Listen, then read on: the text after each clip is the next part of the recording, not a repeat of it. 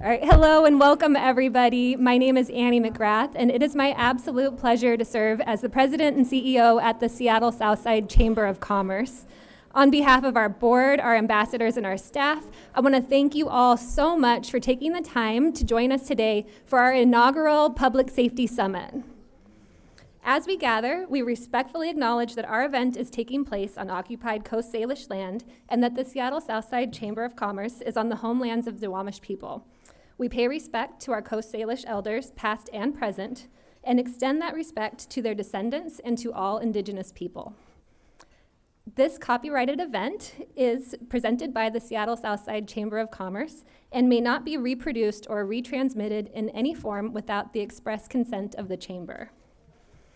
I want to take a moment and share our gratitude for our sponsors today, because without their support, this event would not have been possible. We'd like to thank our host sponsor, the Doubletree by Hilton Hotel here in SeaTac, Washington. You can give them a round of applause. We would also like to thank our presenting sponsor, the Port of Seattle. Thank you, Port. We'd like to thank presenting sponsor, Home Street Bank. Thank you to our event sponsor, Crane Photography, and Andrew's here making us all look great today. Thank you, Andrew. And thank you to our media sponsor, South King Media. Scott is recording this event in the back, and so we'll all have access to it after the event. So thank you, Scott. When we're out talking with our members, by far, the top concern that we hear from our businesses in all of the cities that we cover is public safety. And this is true of businesses from all over our region, of all sizes, and of all industry types. This summit is an opportunity to bring business owners and operators, community members, and local leaders together to highlight the many programs, resources, and work that's going into improving safety in Southwest King County. Today, we have a packed agenda for you. You're going to hear from police chiefs representing the Port of Seattle, Burien, Des Moines, Normandy Park, SeaTac, and Tukwila as they provide insight into the state of policing in our communities today. You're also going to hear from Attorney General Bob Ferguson and our friends at the Washington Retail Association and King County Prosecutor's Office on efforts that are being made to combat retail theft and other crimes against businesses throughout the state and here in Southwest King County. You're going to learn about a diversion program for local youth and how public and private partnerships are key to its success. And we all have a role to play in this, and so you're going to hear from local businesses that have implemented best practices in their establishments so you can replicate those in your own business as well. Finally, you're going to hear from our partners at the Puget Sound Fire Authority and a call to action for everyone in this room today. I want to again thank you for taking the time to join us today for this important community conversation. We want you to know that you're not alone in this. Together, we can find solutions to shared challenges, and we can do this from an informed and collaborative place. With that, I'd like to welcome our first speaker of the day from Home Street Bank, Bob Livingston. Thank you, Annie. I am so grateful to Southside Chamber for tackling one of the most sensitive and difficult issues, policing and public safety. Annie McGrath, Samantha Lee, thank you for being courageous leaders for our South Sound. It was your vision to bring community, business, and police leaders all together in one room to speak compassionate truth to one another so that our South Sound can move past issues that divide us and advance on topics that unite us. Safe schools, safe streets, places to open businesses, go to work, and raise families. It's not enough communities are free from violence, but that we are advancing a vision of respect, courtesy, and inclusion to every member of society. The people charged with advancing that vision on the front lines day to day are local law enforcement. Imagine every time someone dials 911, someone at the other end, thank you. Someone at the other end answers and responds. When you hear 911, what is your emergency, what's really being said is, we're here. How can we help? It's like a miracle, 24/7. Someone is there ready to respond. But I think it's a miracle we should not take for granted. If you've ever had to dial 911 in an emergency, your heart was probably racing, adrenaline surging. I myself have had to dial those numbers. My heart was racing, my adrenaline was surging when twice this year my branches were robbed. In each case, we were okay. No one was hurt. But it doesn't matter because in every robbery there's an implied threat of violence. And in both cases, Federal Way and West Seattle police responded superbly. Within minutes, our parking lot was swarming with cars. These officers responded in a way that I could read in their faces. We want to make sure you're okay. This is not just another routine event. And we're going to do everything we can to apprehend this individual so it doesn't happen again. And in both cases, the first words out of my mouth were, "Thank you for being here so fast." My words were heartfelt because no matter whatever we may have heard about strained resources or depleted ranks, their speed and demeanor made us feel our safety was of vital importance. Part of what we're going to talk about today is the assurance that I felt from our police is what we want every person in our community to feel. No matter who you are, the voice at the other end of 911 means the same for you. Your safety and security and well-being is of vital importance. On the flip side, we want young men and women who are considering a career in law enforcement to feel our pride in them as they tackle a career with challenges unimaginable a few decades ago.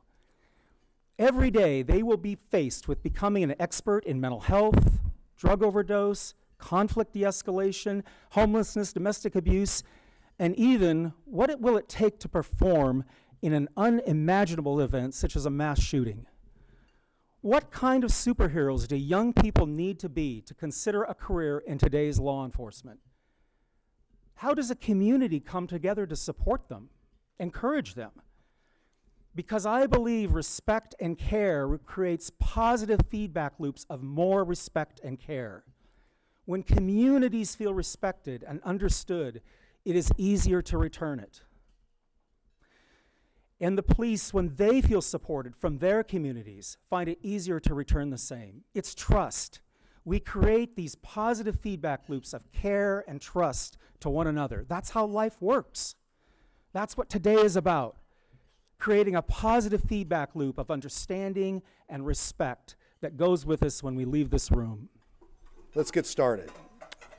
Chief Smithmeyer, could you take a couple of minutes to share some of the trends and challenges you're seeing at SeaTac today? SeaTac is, some of our crime trends are going to be very similar to what City of Burien, Normandy Park, City of Tukwila. These are nationwide. It's been a rough couple of years, but these are nationwide crime trends. But I'll give some that are specific to SeaTac, but it'll probably be similar to what you might hear from everybody else. Quality of life issues continue to be pretty prevalent. Quality of life includes narcotics and alcohol-related offenses, nuisance calls, vandalisms, and misdemeanor thefts. Auto thefts continue to be a huge problem in our region. And again, nationwide, auto thefts have gone up exponentially over the last couple of years, but Washington State and King County have been hit especially hard. The city of SeaTac is unique a little bit because we have a large concentration of hotels, park and flies, rental car agencies that are, for lack of a better term, targets of folks that want to steal cars. There's a large abundance out there. We also have a lot of traffic-related incidents and accidents due to the large volume of folks coming in and out of SeaTac Airport and who use SeaTac as a main thoroughfare. So those are some of the main trends that we see in the city of SeaTac. I'll pass it on to Chief Bo. I didn't know this was a pass-me-down question, but Yeah, definitely we've seen a pretty big spike starting with COVID, particularly in property crimes. You really changed a lot of trends in society where people maybe aren't working nearly as much and a lot of places are closed for business. That leads to greater opportunity for burglary. You have less activity and particularly some of our commercial districts for a period of time were nearly completely shut down. Obviously, we had a spike in commercial burglary, and we actually had residential burglaries drop during the same period of time. So whenever you change flows in our society, you see crime trends follow that. One of the things I think we also have to look at is there's been a lot of focus over the last couple of years on narcotics pursuits, on a lot of those discussions, and a lot of those are based in really some of the trends that we're seeing, right? We're seeing overdose trends off the charts, and I'd love to tell you I knew the way to fix it, but that's a record that we are continually setting year after year in the wrong way. So those are things we have to have some really hard conversations around, both the accountability side of behaviors and how do we fix the underlying cause of behaviors. So I think as we're talking about crime, we really have to back up and look at what's going on. I know there's a lot of people in the commercial environment here. Organized retail theft is a huge problem. I mean, people are stealing millions of dollars. We have to be conscientious of what that really looks like, why they're doing it, and where the accountability for those behaviors is. Good afternoon, and first of all, thank you for all being here. This is a big deal for everybody. In Des Moines, we are seeing the same thing as the rest of the South End, as we call it. One of our biggest things is auto thefts, and auto thefts are a precursor to other problems. You've seen the smash and grabs into businesses and that type of thing. People aren't going to run into the front end of a 7-Eleven or any kind of retail establishment in their own car, so it's a precursor. We're taking or recovering anywhere between 5 and 10 cars a day just in Des Moines. And with the change in pursuit laws, drug laws, and everything else like that, you know, that's one of those things that is hitting us home. We can't necessarily put people in jail for things that we used to be able to, but certainly the auto theft problem and what goes on with that has become a problem for all of us. Yeah, to echo what Patty said, at the port we have one of the largest parking garages on the west coast here at SeaTac Airport, and we've seen a lot of the same issues. So catalytic converter theft has been rampant on vehicles that are parked in the garage. So we have people that may be gone for 3 days up to 2 weeks leaving their vehicles, and so many a time by the time these crimes are actually reported, our suspect is long gone. We've also had issues too with the changes in pursuits law and vehicle theft is that we're finding many stolen vehicles are finding their way into the parking garage at the airport, the occupants are then committing crimes, whether they're vehicle prowls, catalytic converter thefts, stealing other vehicles, and then exiting the parking garage with very little repercussions from us because, again, we were not able to pursue for a property crime. So it's one of these issues that seems to be a self-feeding problem, that we're constantly trying to deal with. The other thing is drugs and the mental health crisis has been very prevalent at SeaTac because our building is open 24 hours a day. So we're finding a lot of people are coming into the airport because it's a warm place to stay, because there's lights on, because they know that the police are going to be present. And then we have problems with people who are experiencing mental illness or people who go through drug overdoses, and that those are one of the things that we're constantly responding to and having to deal with. Next question. Chief Yurkowski, Normandy Park, being a smaller community, are you seeing the same trends? Timely, huh? We see a lot of the same trends that our larger neighbors see, thankfully with less frequency. But we see a lot of the same things come through Normandy Park. Unfortunately, criminals don't operate by the same jurisdictional boundaries that we do. And so the same people who are committing crime in Burien or SeaTac or at the port or in Tukwila are coming through Normandy Park as well. Normandy Park's primarily residential. We don't have a huge commercial area, but we still have the same issues with drug usage, vandalism, and we're seeing, I think I mentioned this before in a previous panel, we're seeing more and more of the commercial burglaries, especially at night, involving the stolen cars like Patty mentioned earlier. This is a group question. Frankly, we've almost answered it because I'm supposed to ask, are you all seeing the same things? Why don't we just move down one Yes. person? No, yeah, we, especially being in this region, we see a lot of similarities. There's lots of tie-overs. That's why we work closely as chiefs together. There are several on the panel here. We meet on a bi-monthly basis, meeting twice a month. King County chiefs meet once a month so that we can address these issues together because they are transient. They move from one jurisdiction to another, and it's going to take a regional way to address the problem. But we are seeing the same trends, and a lot of it is driven by the quality of life issues that have already been brought up. Thank you. Chief DiPolo, what are the unique challenges of the Ports Police Department? Yeah, part of the biggest thing about the port is that we have a very broad jurisdiction. So we have our commercial and industrial waterfront in the downtown Seattle region, which goes all the way from Shoshone Bay up in the north down to South Park in the southern end. We have SeaTac Airport, and this time of year, it's not uncommon for well over 100,000 people to transit through the airport on a daily basis. One of the things that unique to us is many of these people that are flying in are international passengers, and they're from places of the world where they've maybe never experienced contact with U.S. law enforcement or law enforcement in the state of Washington. And for many of them, their interaction with us is their first interaction with the port, with Washington State, with the Port of Seattle as a whole. And we take our position as a gateway, very important. Just yesterday morning, we had a family from Colombia, 2 adults, 2 kids that showed up with basically nothing to their name on our doorstep, and we were able to find them emergency housing. So those are the things that we have to do. In addition, one of the other things that makes us unique is we have to be prepared for extraordinary acts of violence and terrorism. So we're constantly on the lookout. We're constantly training to respond to terrorist events, to bombings, to active shooters, any other extraordinary acts of violence. So it's one of those things that we constantly have to prepare for and be ready. Thank you. Assistant Chief Richards, more than ever, it's so important for police departments to develop and maintain strong relationships with members of the community. What kind of work is Des Moines PD doing to engage with the community?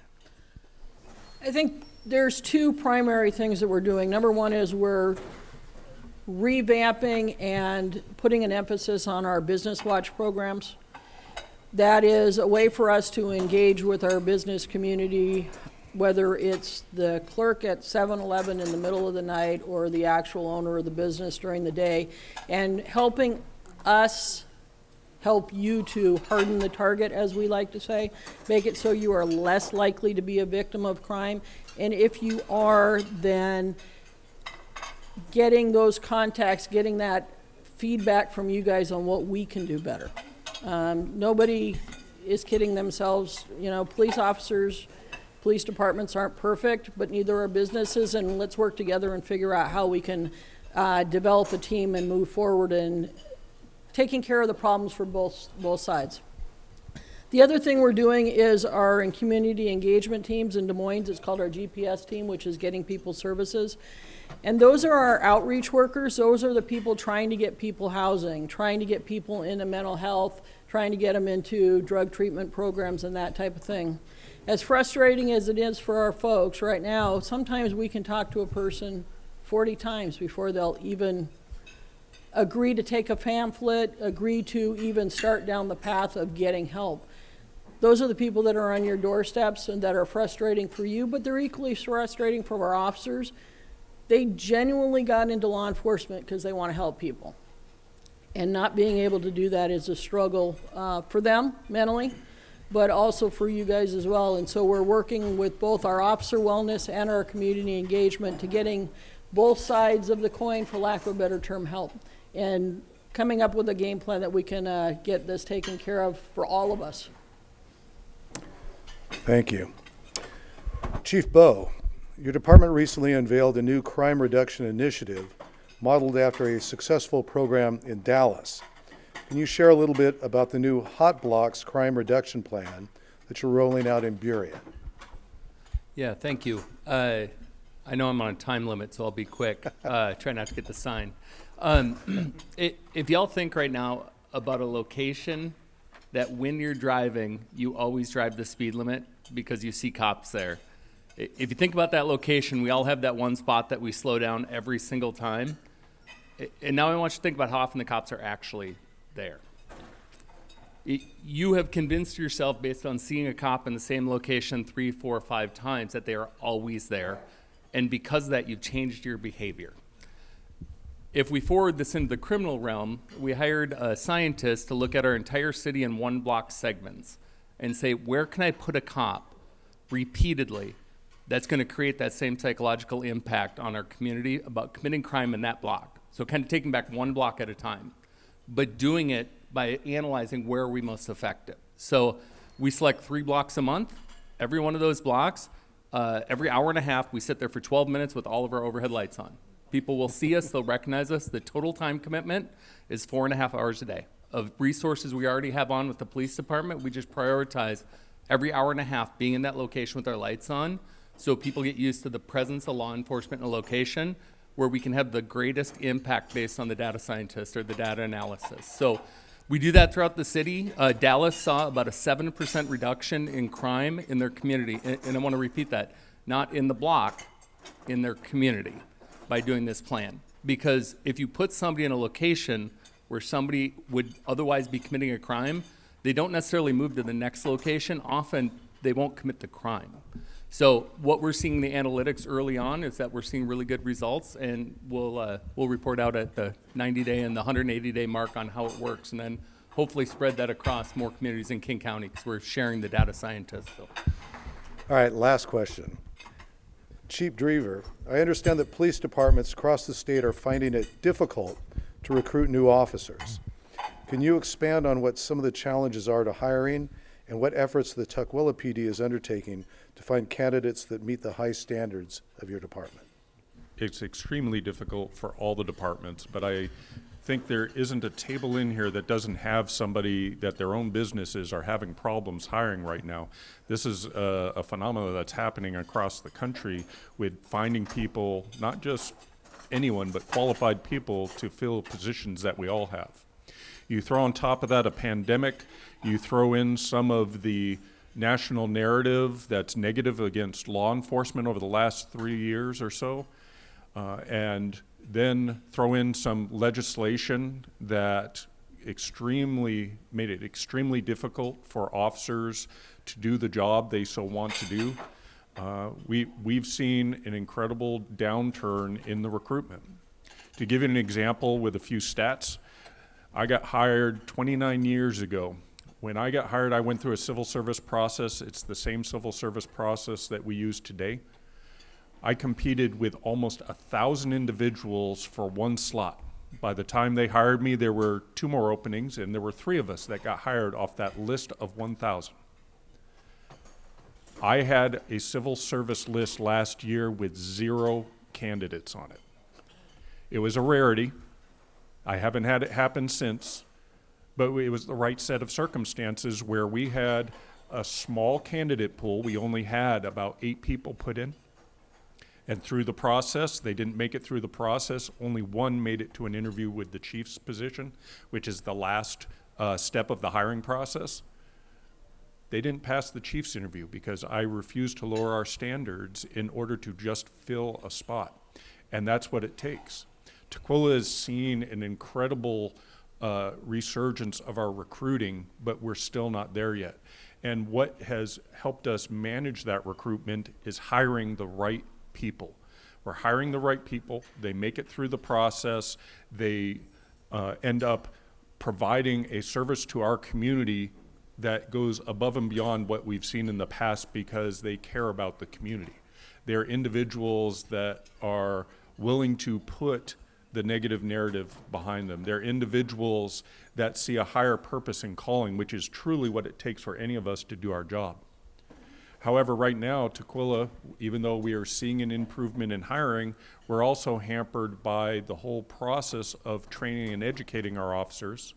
We just had an officer that started last week, and his academy date is April of 2024. The academy is 5 months long. There's a 3-month training program, and if you're doing the math with me, you can see how long it is before we finally get somebody to actually impact our staffing level. So we're working together. Unfortunately, we're also competing for those same resources. So right now it is extremely difficult, and it's hard when we have to limit our services to the community because we're short-staffed. But we find ways to go above and beyond so that we can meet those needs. And it begins with all of the things that we've been talking about as it relates to quality of life and crime increase. We need to find creative ways for us to address it so that as we do become more staff, we'll be able to then maintain those new measures that we put in place. Because right now, as Chief Bo mentioned, he's got to move it around. He cannot have it at anyone. We can't just do it everywhere.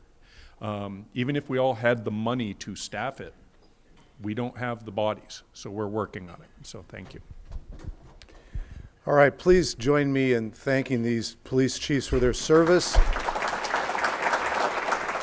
Good afternoon and welcome. My name is Mark Johnson. I'm the Senior Vice President of Policy and Government Affairs for the Washington Retail Association. That's a fancy way of saying lobbyist. So I lobby on behalf of 4,500 storefronts in the state of Washington and all 49 of our legislative districts in 39 counties. And our panel today for the next 15 minutes is going to cover retail theft, public safety, and organized retail crime.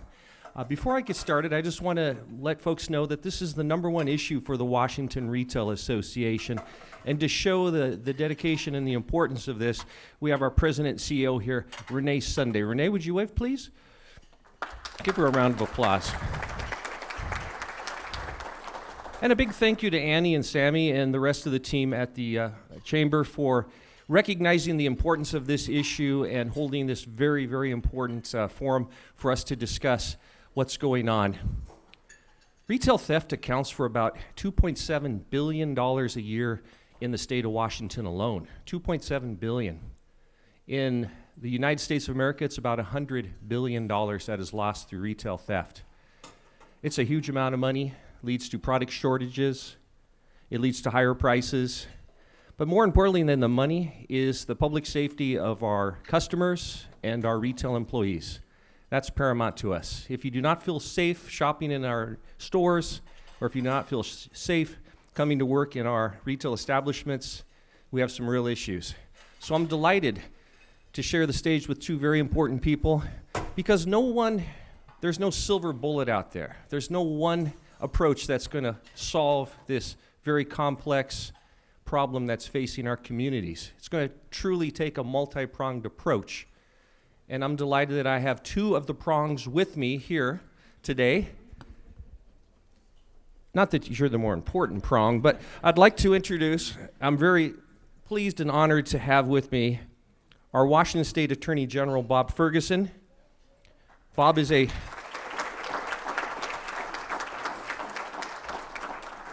couple of things about Bob. Bob is a fourth-generation Washingtonian, a graduate of the University of Washington, go Dogs, and New York University Law School.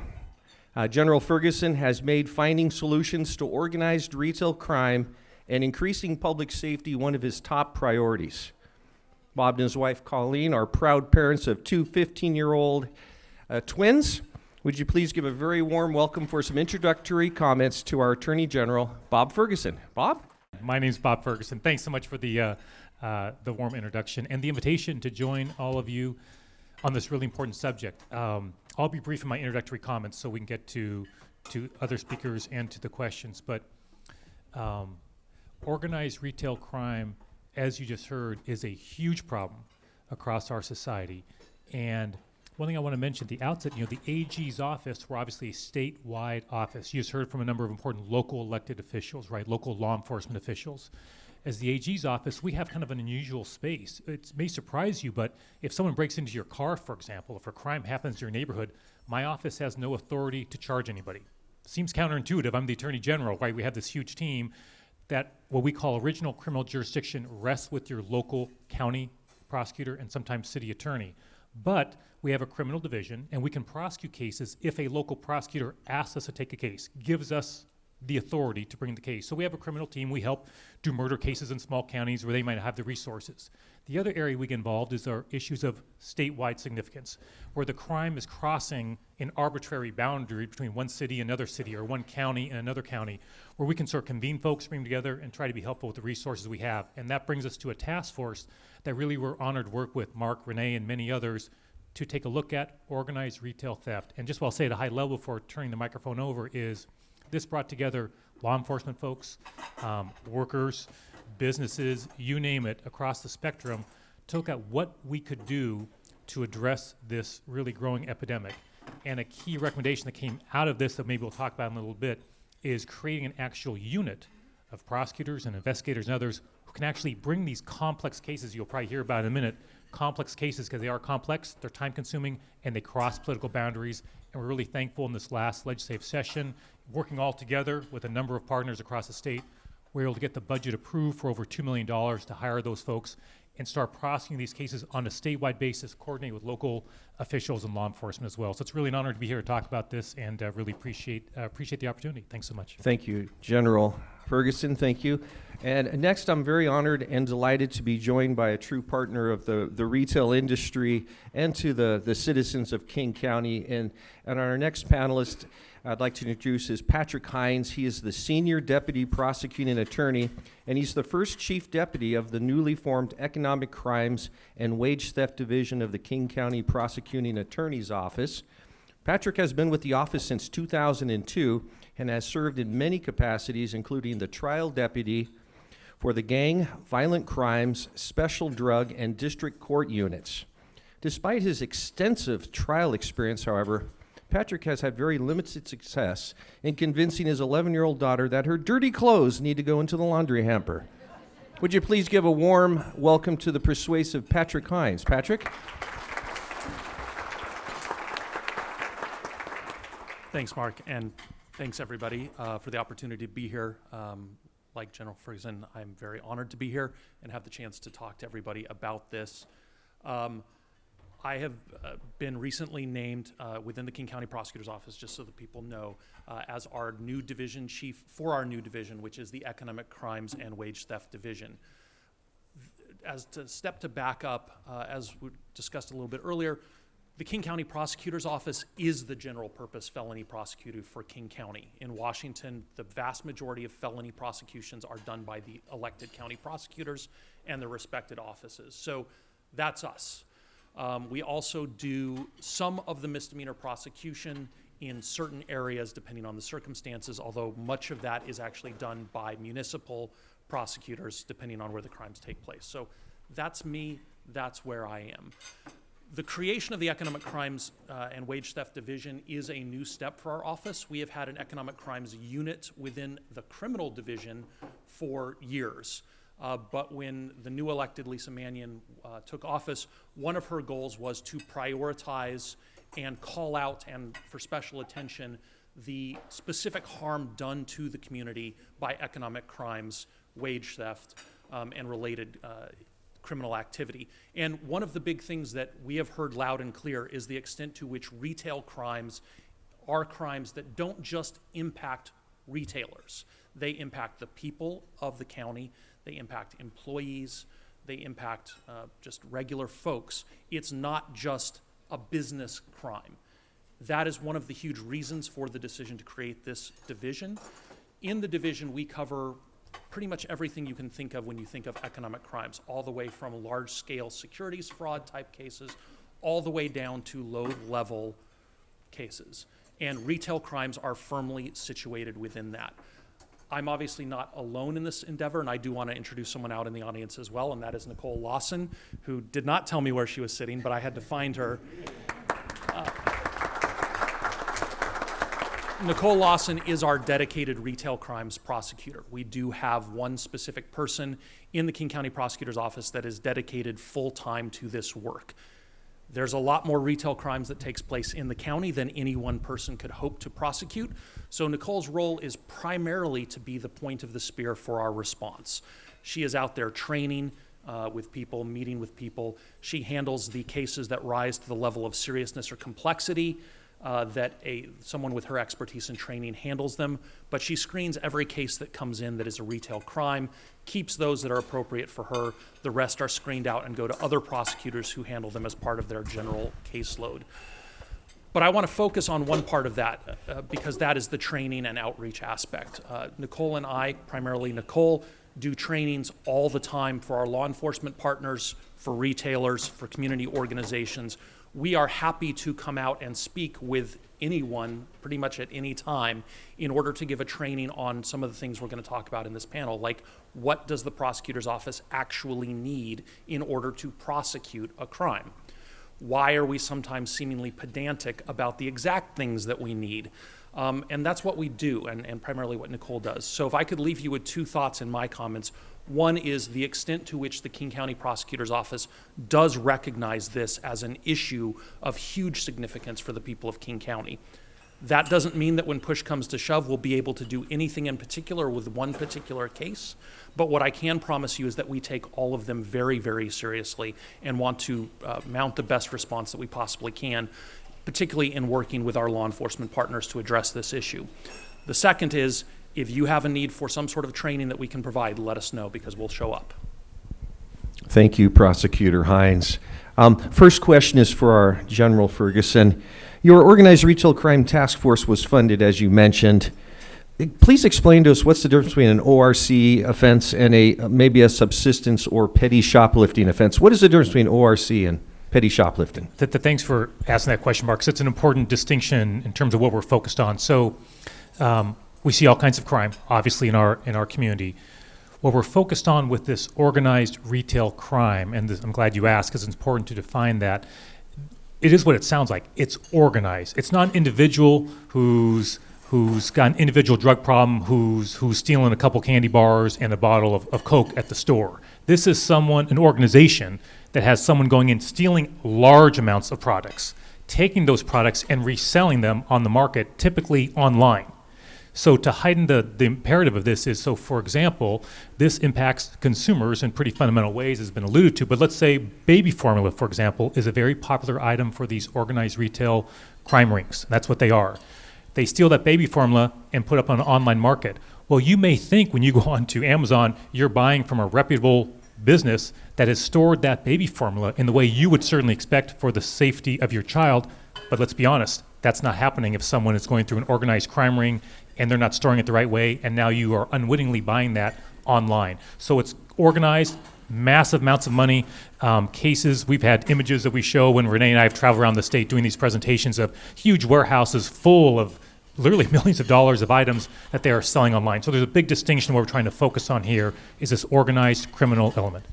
Thank you for that, General Ferguson. Prosecutor Hines, and do you partner with other prosecuting attorneys' offices, and have you found success in that? Is it paying off in the fight against retail theft and providing more public safety and organized retail crime?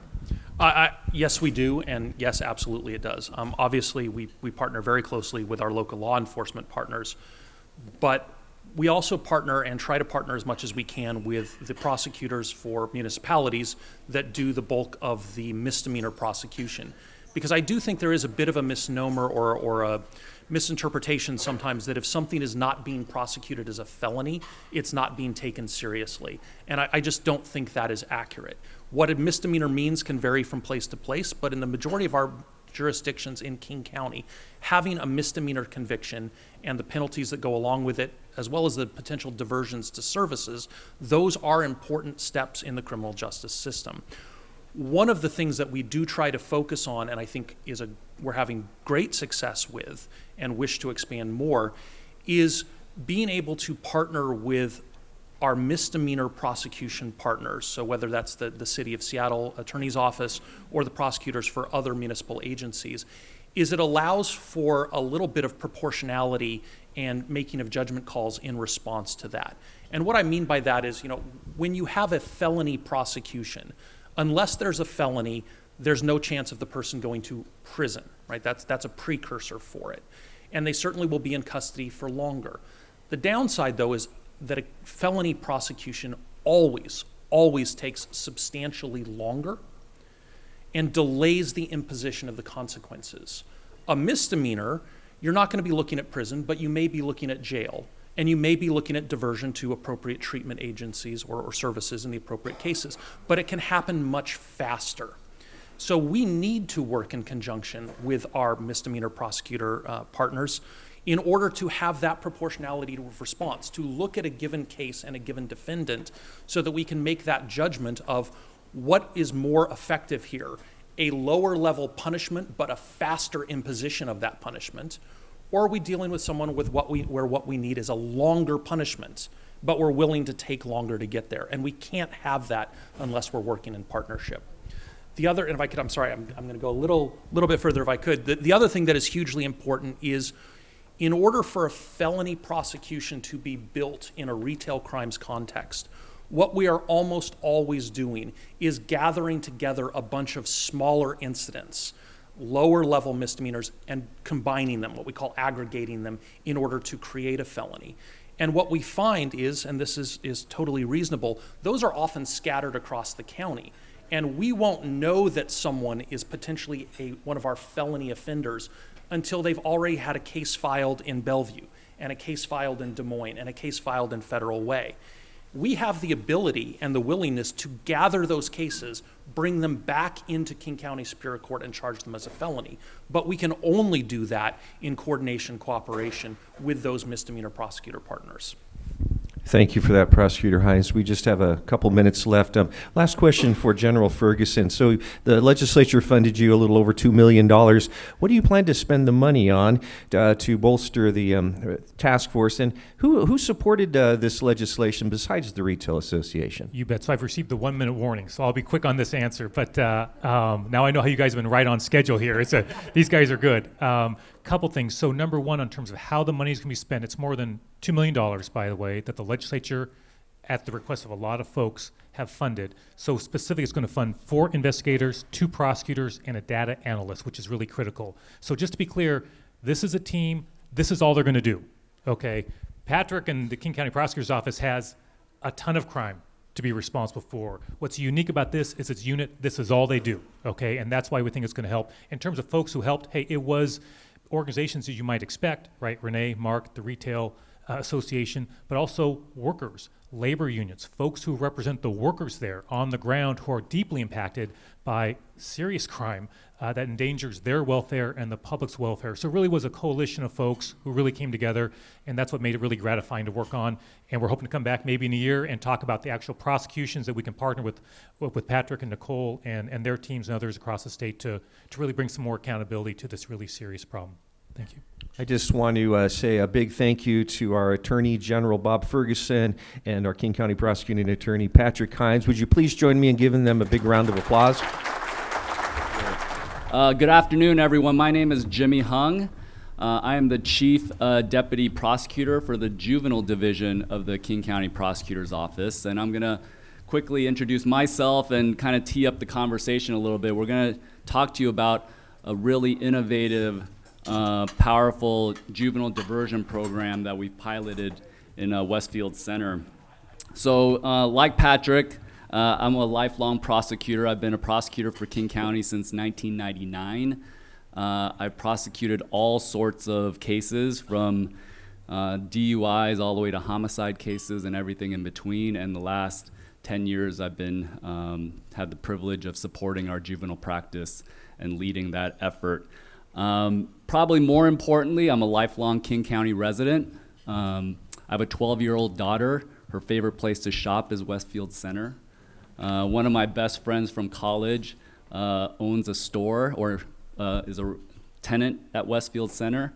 And so public safety is as important to me as anybody else in our community.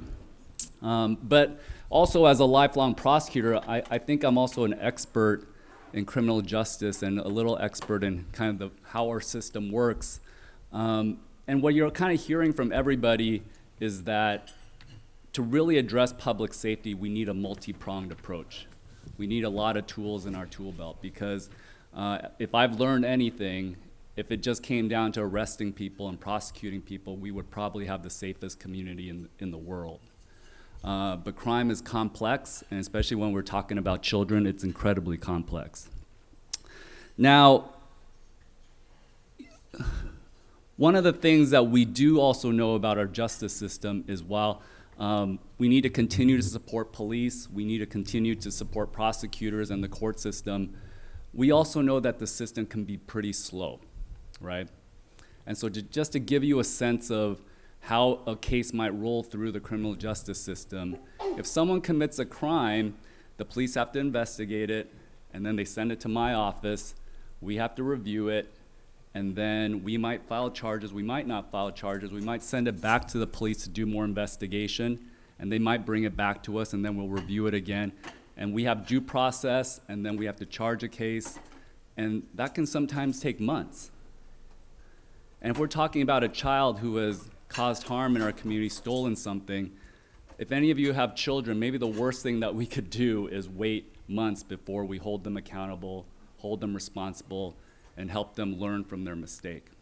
And so the beauty of this program is that it's designed to be incredibly responsive, it's designed to be culturally responsive, and it's designed to set up these kids so that hopefully they don't grow up and continue to commit more crimes, so that our police officers here have to deal with that. And so that's enough of me talking, and I want you to hear from the people who are really the brilliance behind this program. And I'm gonna just turn it over to them, have them introduce themselves and really answer a question. I'm gonna turn it over to Ken first. Ken, I'd like you to introduce yourself and tell us a little bit about how the county got partnered with Westfield Center, the prosecutor's office, and the community to develop this program. How's everyone doing? Good. Oh, thanks for the claps, Dibble, man. I know, I just asked how folks. Annie, thanks for the food. She told me there's going to be food, so I showed up for this panel. My name is Ken Simby, and I'm the lead for the Stopping School to Prison Pipeline initiative and strategy, and had the privilege of partnering with my brother here who's going to share his name. I'm going to hold that for you two until he introduces himself. But this initiative called the Theft 3 program, Teams, Theft 3 and Mall Safety, started way back in 2017 when we saw the need for us to launch this. When we got the call and we're trying to talk to the locals, the mall, the authorities, theft had gone up like so high at the mall, at the South Center Mall, and we came together as a team. And in fact, when I say we, I really will be passing it to Kendrick because I'm new in this role. I'm taking on the 2.0. So we had the first initiative that started in 2017, and then I jumped in when we brought Kendrick's team on again for, it's called the Stopping School to Prison Pipeline 2.0 initiative. And those are from the tax levy funds that you amazing King County folks voted on and said that we wanted to re-up this. So that's how it started. I will pass it on to Kendrick to give us a little of the past before I was in this role, but just wanted to give you an idea of what King County found it important, because we heard directly from the community, and we also make sure we host listening sessions, and we also talk to the most important people, which is our young people. And when they stated that they wanted to see alternatives, they want to get jobs, we got down to the root of why do some of them go into these stores and borrow or take, whatever case might be, and how could we unite the stores, South Center Mall, the police department, our young people, and our team at South Center. Those 5 groups, and King County as well, need to talk. And that's what needs to happen, and that's what's been happening.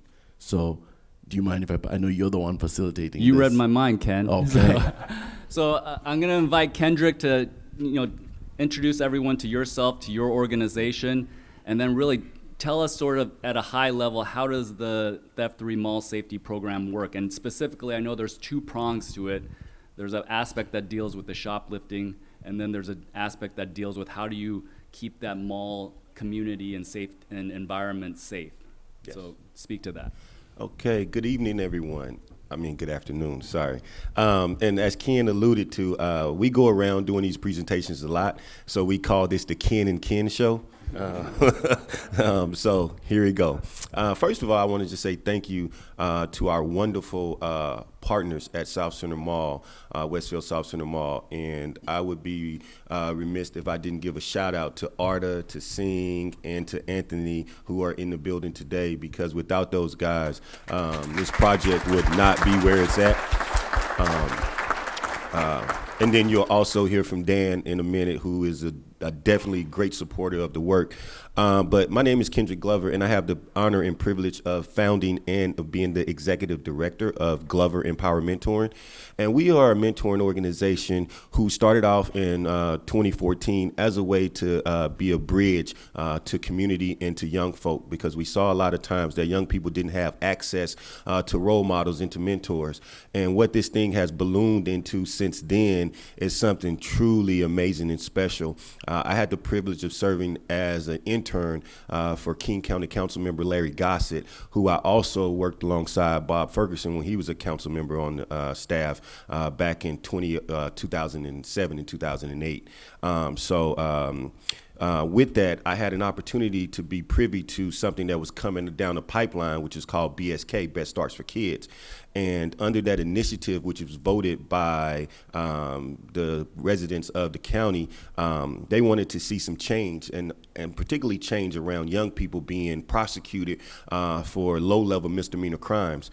So we took a look at some of the data that was coming out through King County in partnership with the prosecuting attorney's office, and saw that there was a high number of thefts occurring at South Center Mall. So what we did was we created a program around that data to help intervene with some of the issues that they were seeing.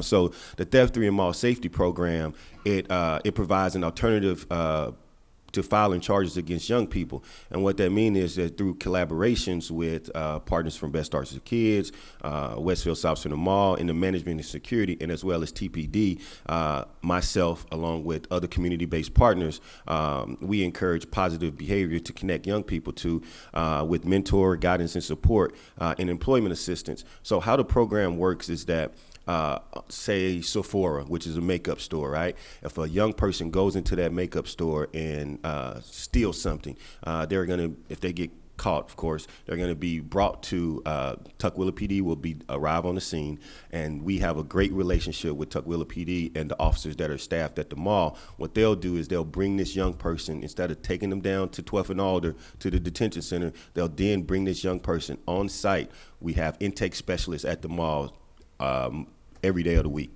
And they're employed through the organization that I serve. That intake specialist would then receive that young person. So now that young person case is not being filed, but it's going to be stored just in case the young person does not finish the program.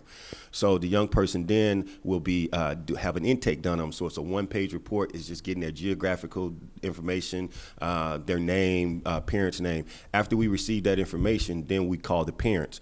We let the parents know, or the guardians know, what this young person has done, and then we offer the support of the program. We explain the program to them, how it works. The young person then signs on to the program. It's at minimum a 6-month program. They receive a case manager. The young person then has to commit to doing what we call an intake with one of our case managers, which is off-site. So the intake specialist only takes the information on-site at the mall. Once that information is passed on to one of our community partners, the case manager then connects with the family again, have a meeting at the site or at their home to, and again, explain the program, let them know this is a 6-month diversion program at minimum that a young person is signing up for, which then they'll receive all our support. So then we talk about some of the trauma that led up to them committing this crime. then we find out that it's a deeper issue than just them stealing. It could be an issue for them shoplifting to go and sell that item for food for the home, for school clothes, for shoes.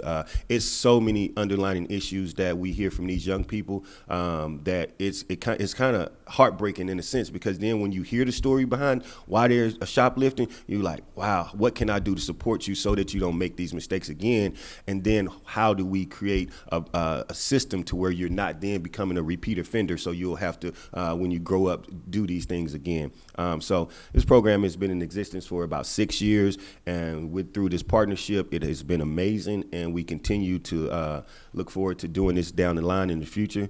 Just some of our numbers, on a daily basis, we probably are on a weekly basis, we're probably in contact with about 40 young people, and then we're probably intaking about 10 youth a week.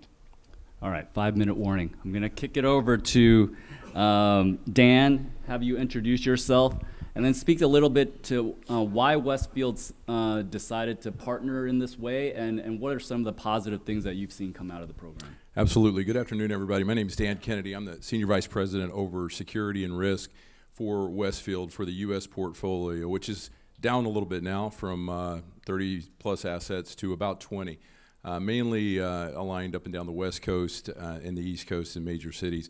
So when I represent Westfield from a security standpoint at panels, and first off, thank you for this. This is amazing. It's very much needed. It's very informative.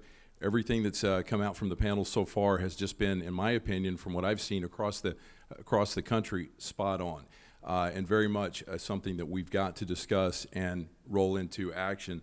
But with regard to the program, I spent a lot of time really developing law enforcement relationships, right? So I have bothered Chief Drever on a number of occasions as he's mowing his grass on a Saturday afternoon, and he does stop mowing his grass and he talks to me on a Saturday afternoon.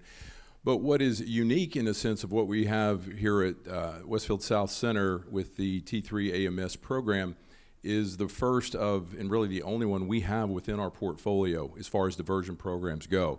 Just about every department, every jurisdiction I work with has some level of diversion program, but we do not have a partnership like we do here with King County and Best Start for Kids and Kendrick. I first met Kendrick about 5 years ago and was told that there's going to be a briefing on the T3 AMS program. And I really, again, with a law enforcement background, I really expected to be kind of the run-of-the-fair diversion programs, but I got something completely different. When I saw that the engagement and the involvement of Kendrick and his team on property situated within the mall there 7 days a week, even looking at a mall security piece of the program on the peak traffic times, Thursdays, Fridays, Saturdays, it really got me interested. And then to learn that, there is a partnership with the individuals, the folks from Kendrick's program housed in the mall, working with the retailers on a daily basis.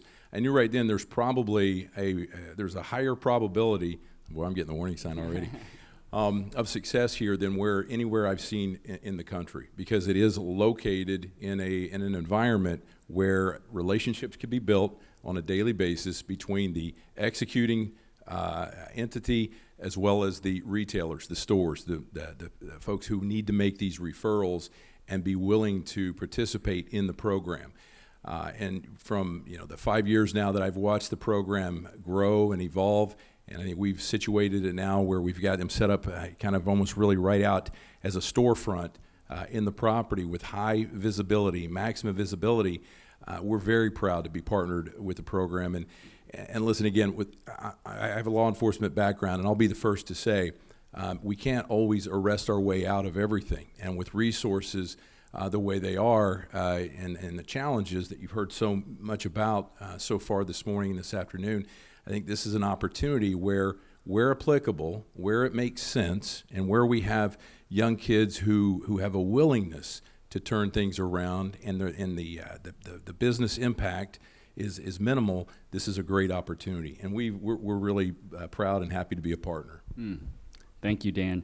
And Chief, you're doing double duty on this panel, so everyone already got to know you a little bit, but why don't you, as quickly as you can, share with us how Tukwila PD partners, and then how you were able to get your officers and your department to support this program. Oh, certainly. It is clearly a collaborative effort between all of our partners, dare I say friends. It was quite honestly easy for our officers. Our officers, everybody sitting up here at the table, the businesses that work in Tukwila, we all consider ourselves a part of the community, and this is one way for us to help address these issues within the community and help our community members, which includes the youth that are sometimes doing things they shouldn't be doing. And that's part of the education process as well. We are fortunate enough in law enforcement to be working with diversion programs on informal basis as well. Since the beginning of law enforcement, we've always been able to exercise our discretion. And the officers having one more tool in their belt to be able to help this segment of our community is huge for us, especially when it's formalized. When you formalize it like this, you have resources that you can draw upon. We're creating that much more success for being able to change that behavior, which is what it's all about, because we want them to be a successful part and contributing part of our community as well. Well, thank you all very much. I really appreciate it. My name is John Lane. I'm the Director of Local and Federal Government Affairs for the Washington Hospitality Association.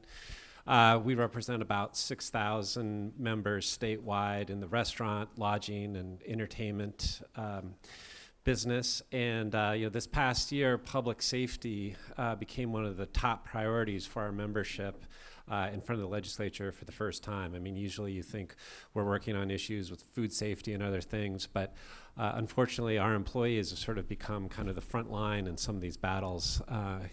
And so I would like to thank every one of you here today for coming out to sort of learn more so that you can take information back and take action. And that's sort of the purpose of this panel, to give you some tangible ideas of things you can go back and implement out in the community. So Dan, thanks for being back up here again, but why don't we just have everybody just quickly introduce themselves real quick, and then we'll get started with a few questions. I'm Dan. Nice to meet you again. Good afternoon, everybody. Carl Kleineck. I'm here wearing two hats. One hat is Vice President of WORCA, the Washington Organized Retail Crime Association. I'll give a few details about that. For those of you that are intrigued enough to want to join, I'll have this QID code down at table 3, so you can just scan it quickly with your phone. My other hat is a 30-year career law enforcement officer and now private sector security up the road about 8 miles as Director of Security at Kemper Development Company, the Bellevue Collection, Bellevue Square, Lincoln Square North, South, the Hyatt, etc. So a practitioner where I see the day-to-day struggles for the past year and a half in that role that you all are facing every day. And I'm just very gratified that you have taken the time to carve out hours today to talk about solutions. There's a saying, it's always darkest before the dawn, and I think we're right before the dawn right now, and I'm really, really excited about this Organized Retail Crime Task Force. And I look at the sign there, together we are stronger. And that's where we're going to really start making a dent, is collaboration together. And Dan, you and I used to be car to car when I was downtown Bellevue in the early mid-90s at Working Graveyard. You were in Medina, and humble beginnings, and so happy to be here. Good afternoon. I'm John Schofield with Culinex Kitchens here in Tukwila. I was in Soto from 82 to 2012, then we moved down here, took over the old Le Cordon Bleu Culinary College. It is now home to food trucks, bakers, caterers, meal deliveries, all kinds of people work out of there. We've had a few issues, which I'll talk about when we get back into that, but that's why I'm here. Thank you. Great. So why don't we start off, Dan? Like, what are some of the kind of environmental design kind of aspects that you've put in place at the mall to kind of make a dent here? So, with regard to security by environmental design or security really from traditional sources and resources, it's really a mix. Our operating environment is very unique. To try to harden a shopping mall, if you will, is quite the challenge. You're open most hours of the day, multiple entrances. There is no real access control to speak of. much, much different than my former life of being able to harden, say, a government facility. You can do that. It's very difficult when you're open to the public the way a shopping mall is in design. So for the most part, we rely on a lot of traditional methods, not to minimize it. It's kind of become cliche, but guns, gates, and guards. We see the need for off-duty police more than ever before. We see the need for more security, and we continue to increase the security visibility more than ever before, not only from a theft standpoint, but from a violent crime deterrent standpoint as well. But when you take a look at the property from, what can we do just to simply deter or discourage actors from, targeting our particular location, there's things, just as far as quick, easy access on and off a property. And again, to introduce the team, the general manager, Arda Singh over there, they really deserve the credit for this, but they're continuously looking at the property to say, okay, if we have actors who are looking for quick entrances, quick exits, what can we do to slow them down? Things like speed bumps and traffic ways, things that might make an entrance and an exit a little bit slower. Bollarding. We've done a lot of bollarding around the property, and in the form of, in a lot of cases, not so much as a construction bollard that might not make sense or have the aesthetic that you would like to see on property, but with large planters, just to, again, slow down access, penetration of the property, and discourage quick entrance and quick exit. But by far, so environmentally, there's a lot of things there we can do just to, again, prevent, especially with what we're seeing now, a lot of drive-ups, large scale, large number, smash and grabs, quick entrance, quick exits. But by far, right now, it's really relying upon technology as a force multiplier with, the human element. And we get hit a lot with folks saying, technology is the future of security for a property like ours. We believe that's the case as a force multiplier, but we can never replace, the human element of people, eyes and ears, watching, being on property, collecting intelligence, from visitors, from our tenants. So it's really a mix between traditional methods for us and looking at just doing things on the property, with the property, to slow individuals down and just impede access and egress from a property. Thanks. Carl, how about you? Do you have some ideas to share with the audience? Much of the same. We are set up slightly different at the Bellevue Collection. It's more like a college campus security force. We have over 80 officers, 24/7 operation. We have external patrol, we have internal patrol, and a dedicated dispatch.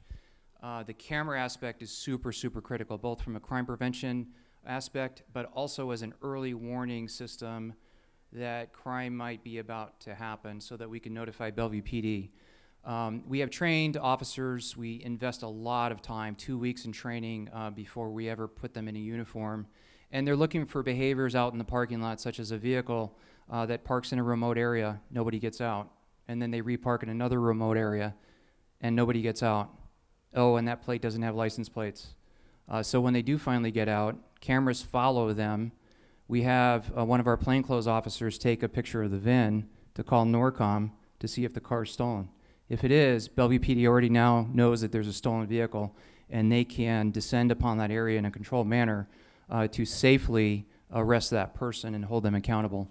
In addition to the intelligence that we gather through our cameras, sharing that information with law enforcement to help aggregate the cases that Nicole is working on and Patrick is working on. And then we're really excited about this Organized Retail Crime Task Force when that gets funded here in just a few weeks, because we believe that we have suspects that you all have had victimize you multiple times, that you don't know who they are, but because we can actually physically detain people, we take their masks off and we identify them for the police. And so the sharing of information is a critical aspect of SEPTED, which is not normally considered a SEPTED, environmental design. So John, you don't have a security force, I'm guessing. So how do you go about it? You're looking at it. I'm kind of brought up, I'm going to just tell you, I was in the poorest neighborhood in Philly all my life till I moved out here. Once I got out here, well, this is a bad neighbor, and I'm going, this is like a country club compared to where I come from. But anyhow, I was in Soto a long time. We had a lot of issues with homeless people, stealing cars, robbing shop, everything. We found out there was a lot of drinking going on. So we went to the mayor, we took pictures, we had all kinds of evidence. I had lots of people sign a petition. They put in the alcohol impact area, which you cannot buy a single beer before 1 p.m. in the afternoon. The theory was if they can't get their beer in the morning, they wouldn't sleep there. Well, it worked. Once we did that, they started going away. Then I moved out of Soto, come to Tukwila, and I'm going, wow, this is really nice down here, because the problem here was nothing like Soto. But once the food trucks moved in and they saw the food trucks, here they come. Then we were getting robbed every 3-day weekend, 2 or 3 trucks, catalytic converters being stolen, all that stuff. Talked to Tukwila police. They said you need more lights back here. So we spent $9,000, put stadium lighting in, and it's just like it is outside at 3 in the morning there, right now, daylight. That helped a lot. We didn't have any incidents until last week. 9 a.m., there was a guy poked a hole in a diesel truck to steal gas for his gasoline car. That's how smart he is. And I'm thinking I should just let him do it, because then I'll get in the car, put it in the car, and the car won't run. Then we can catch him. But anyhow, they got out there before the police got there. We got stuck cleaning up the mess. But the lights did help at night. Now we're dealing with daytime problems. This morning I get in, and there's a guy just set up his whole living room right on our patio, sleeping next to our picnic tables, 4 U-Haul boxes. I go over, wake him up, hey, you got to leave. He gets aggressive. We call Tukwila police. And they were there in like 5 minutes, which really blew me away because I know how busy they are. But by the time they got there, he was gone, but he left all his stuff. So we took all his stuff and we put it on the trail at the pond because we know that's where they're coming from. So I didn't want to throw away his sleeping gear, but that's what we deal with. But lights, we have cameras inside, outside. We have people working in the building all night long because it's a 24/7 commissary, and they still manage to get stuff here and there. So it's been frustrating, but Tukwila gave us a good idea with the lights. It was a lot of money. That's paid off. Now they got to come up with a solution for daytime problems. Thank you. Well, and John providing solutions to the police chase issue. If the car doesn't actually move, that's hard to chase. So you can, there you go. So what are some other, what we see oftentimes, as I mentioned, we have employees that are sort of the first line that have to deal with folks that are coming in and want to cause problems or are suffering a mental health crises or those kinds of things. What kind of training or kind of skills or tools are you providing your staff to help assist in those situations? And we'll start with you, Carl, this time, just to mix it up a little bit. Sure. We train in everything from implicit bias.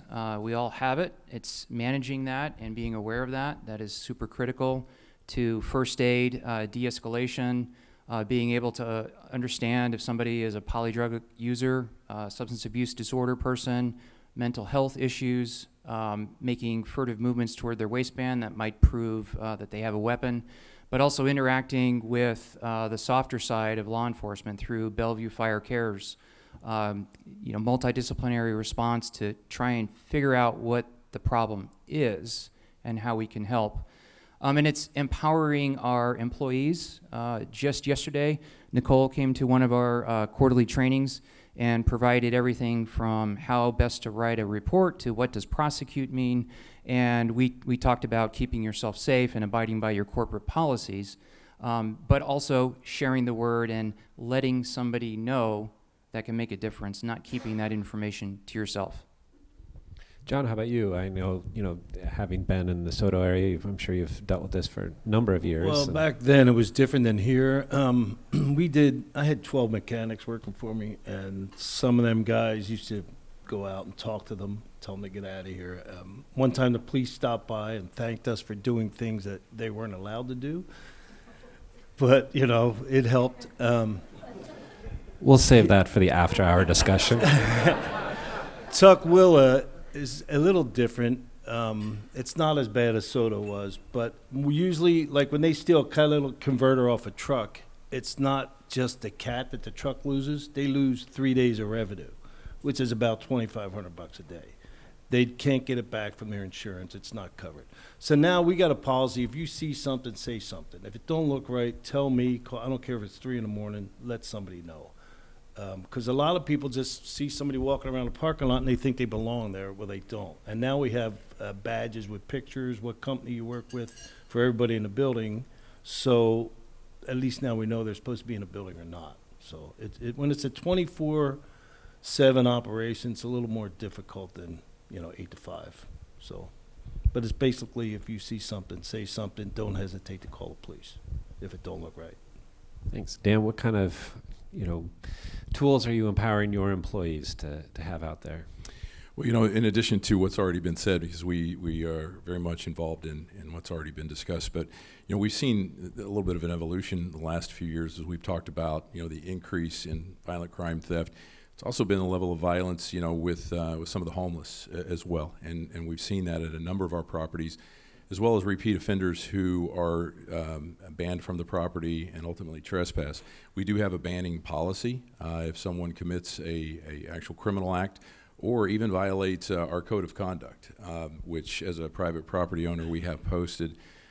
We then reserve the right to execute a ban, and we work very closely with Tukwila Police Department to fill out the proper paperwork, execute the ban, and then Tukwila is great about coming out and executing the trespassing offense for us. But with regard to our folks, our employees, our security team, again, because we've seen this increase, this evolution of violence, if you will, a lot of our more recent training, in addition to what's been said, is keep yourself at a safe distance. Whether this person is suffering from a mental illness, how to spot and assess and identify that, but stay at a safe distance, contain the situation, get the police there, get the professionals there to take care of it. But then we will follow that up, usually with a ban and ultimately a trespassing process.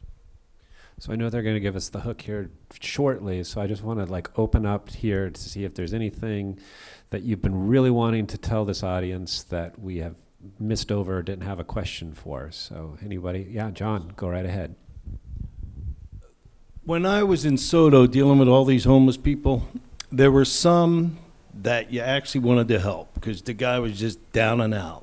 There were other guys that were so high on meth and they were so drunk you couldn't talk to them, help them if you wanted to. So you had to pick and choose. Is this guy, come on in, sweep my floor, we'll give you $10, or you just want him away from the place. And that's kind of what you have to figure out. If you want the guy around to help him or call the police to get him out of there. That was the biggest deal we had to figure out. Last thoughts from me. Weorka, what can it do for you? Weorka has a platform called Aurora. It doesn't cost anything to join. You have to be vetted to make sure that you have the credentials that you say you are. You can post pictures from your surveillance videos of repeat offenders that you have no idea who they are, or even a vehicle description, a picture of the vehicle. There is likely a good chance that somebody, whether it's private sector or law enforcement, that is part of that platform, will recognize that, and then they can contact law enforcement to file the case, and then Patrick and Nicole can aggregate the case. So instead of 1 felony, it might be 4. So again, this QID will be at table 3 if you want to give it a look. Yeah, maybe the last thing I'll touch on briefly, I know we're about out of time, but I was kind of touching on the technology, hoping that we could get into these final questions and expound on that just a little bit. I talked a little bit about some of just the easy, quick hits and fixes environmentally and with a guard force for a property, and then with technology, we look at that as a force multiplier. But with the technology advancements that there are, I was just talking to Chief Drever, just starting this year with the rollout of the ALPR camera system. I don't want to get ahead of myself here because it's early on, but just as that is being rolled out in the South Center District, we're seeing a huge impact to our property with that so far. And I think we can make that correlation. Again, it's a little bit early, but we want to continue to partner with them with regard to getting those cameras in the right places throughout the areas where they're most needed, and give that force, again, be a force multiplier for his team to be able to stop those cars, make arrest recoveries on those cars, because as it was said earlier, we're seeing it, we're no different. 80, 85, maybe upwards of 90% of the major crime activity that's occurring on a property like ours is being done via a stolen car, a stolen vehicle. So that advance of technology and the deployment of it with the license plate readers has already had a tremendous impact for us. Great. So, I think as we want to just convey here, our law enforcement partners are critical to this, but there are steps that each one of our businesses can be taking, from small little things to saying hello to everybody that walks in the door. That's a disruptive fact that happens for folks that are like, oh, maybe I don't want to. Like, people are paying attention and watching here. But there are small things that anyone can do that aren't going to cost you a lot of money. And so I just want to thank this panel for providing some actionable items that we can all employ out there. So thanks a lot. It's an honor to address this crowd today. My name is Norm Golden. I'm a division chief with Puget Sound Regional Fire Authority. On behalf of our fire chief, Brian Carson, I want to just thank you for this opportunity today. I've heard some great things. The guys are just leaving. The Ken and Ken show, the Ken Squared Power, that program just sounds amazing. But from the fire department, I just wanted to ask this question. Why do we have police officers? So firefighters can have heroes.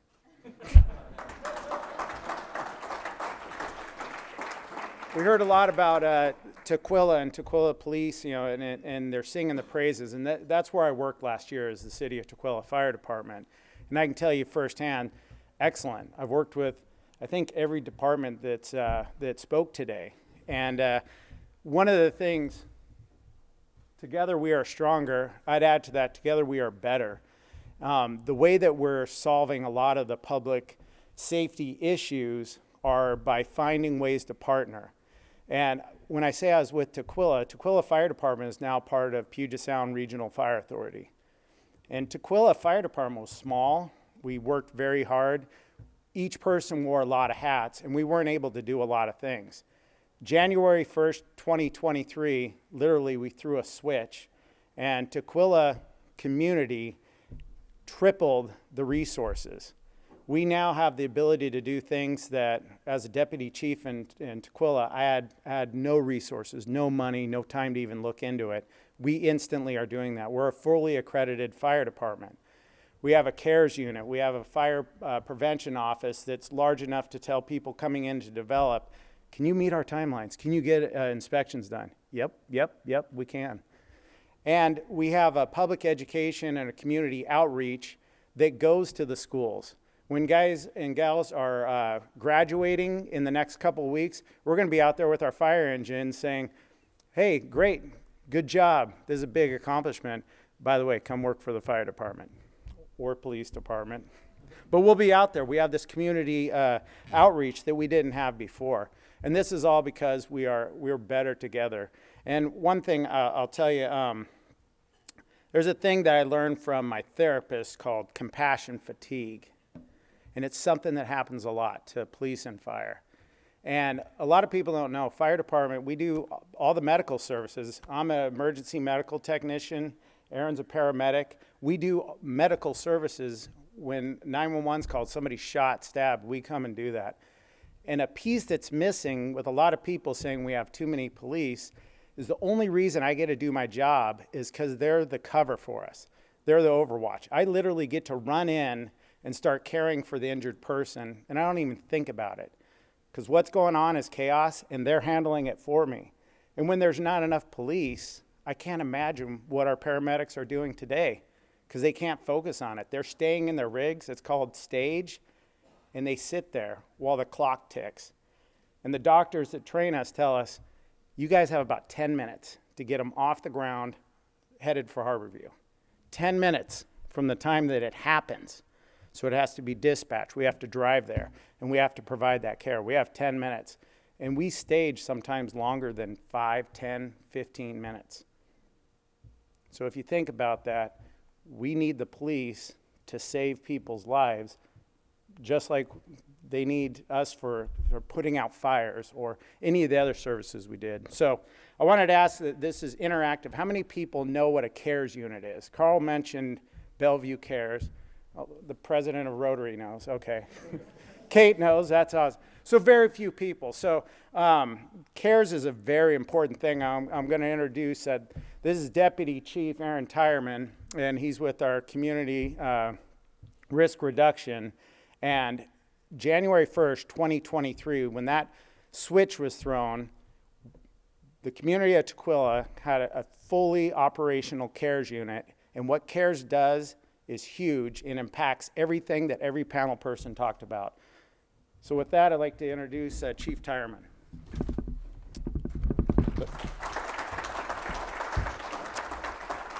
So the people often ask, because Puget Sound doesn't really give a geographical location. So the Puget Sound Fire Department, as Chief Golden stated, covers the cities of Tukwila, SeaTac, Kent, Covington, Maple Valley, and in the unincorporated areas of Hobart and Ravensdale. So back in 2017, our neighbors just to the north at the Renton Regional Fire Authority called me and said, hey, we have a patient who has called 911 116 times in one calendar year. And they were desperate. As Chief Golden had stated, firefighters and paramedics and law enforcement officers are really good at emergencies. We're really good at taking care of people who have acute emergent needs. And so this person had called, over the course of a year, had called 116 times. And so her issues were she was not compliant with her medication. She would develop some anxiety. She'd pick up the phone and call 911. The engine of the aid car would show up. They would take her to the hospital. The hospital would take care of any emergent needs that she had. And then she would turn around and she would go home. And every 3 days, the Renton Regional Fire Authority repeated the cycle again and again. And what does this have to do? Why inclusion and collaboration matters?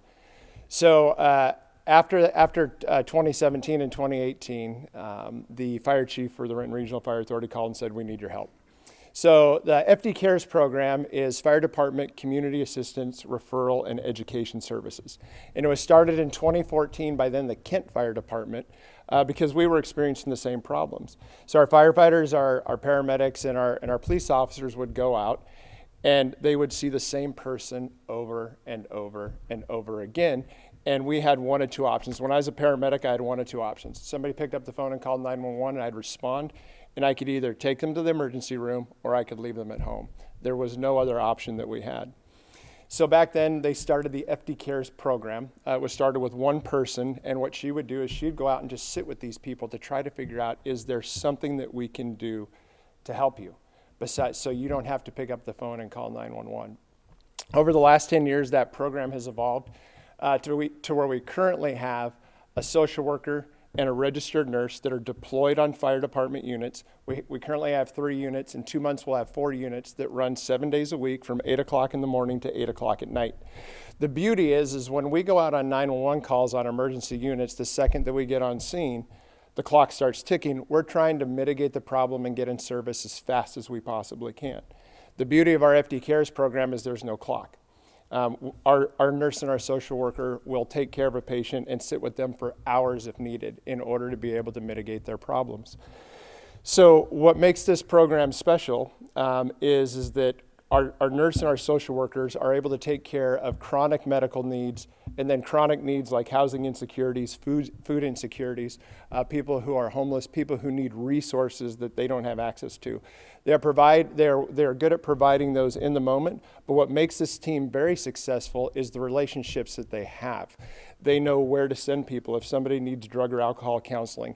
They have connections throughout the entire state to be able to get people the help that they need.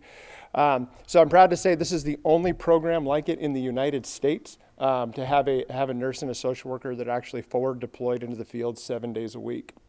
So not only do we provide service to Puget Sound, we provide it to the Renton Regional Fire Authority, which is the city of Renton and the city of Fairwood. We're in Skyway, we're also in Enumclaw, and we also have a contractual relationship with Kent PD.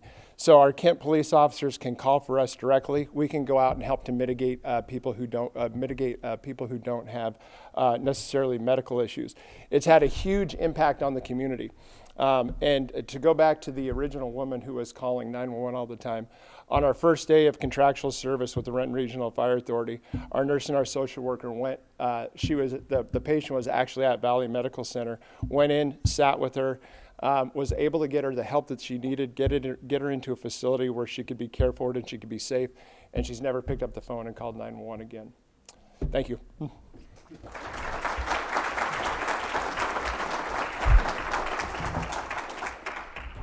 He speaks very quickly. He's good. I was waiting for the timer. He's on top of it, man. So as you can see the importance of a CARES unit. Hopefully next time we have an opportunity, hopefully I'll get that, Samantha and Annie, to address the Chamber group here, is you'll understand what the CARES unit is. You'll know what it does. And I can tell you, we've had a couple community members. One of them, Paul Koblenz, there, he's with the SeaTac Tukwila Rotary. I want to welcome that club.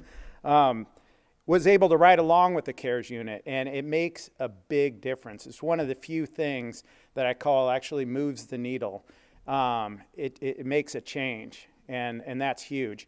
And so I want to circle back to the compassion fatigue, and that's the thing where you see the same thing over and over, and you see just what's bad in humanity, what's bad. And I try to get up and just have a few gratitudes. And my phone this morning, the first thing is I got a text from my sister saying I was a great big brother. I was like, wow, she forgot a lot. But I mean, those gratitudes go a long ways. And one of the things of being a firefighter, it's super. When you're bummed out, when I have the compassion fatigue and we're tired of seeing the same people and we think we're not doing anything, we heard somebody say they make contact sometimes 40 times before the person will even take a pamphlet and start to consider a program. So that made me think, okay, even though I just saw this person 6, 7 times, that means there's only about 32, 33 more times that, before we might get them the help. But what really helps me is, one of the benefits of being a firefighter is we get in the red truck, we're driving down the road, and kids go running across the yard to wave. And it's awesome. It just fills me back up. And unfortunately, with the police, they're not always waving, in the nicest way. And all it takes is a moment to say, hey, officer, thanks for your service. When's the last time you heard that, right? And we can say that as business owners, community members. We still have a lady in Tukwila that makes us cookies every month. And I cannot believe how long she's been doing it. And that little thing, a lot of guys, oh yeah, we call her the cookie lady. It's huge, and it builds stuff. And one last thing, I had a lot of police chiefs here, and I want to challenge you guys to this. One of the cool things, when I started back in Auburn in '92, we could all cook. That's part of the job for the fire department. When it's like, what's your meal? What do you make? And that's how you get in good with the firefighter group. We would have the police come and eat with us, and they'd sit at the table. And when we'd go to horrific calls, I didn't have to think about what he was going to do or she was going to do.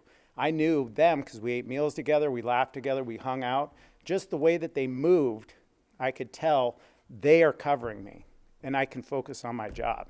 And these are one of the things that we could do. It's that little sense of community and that network.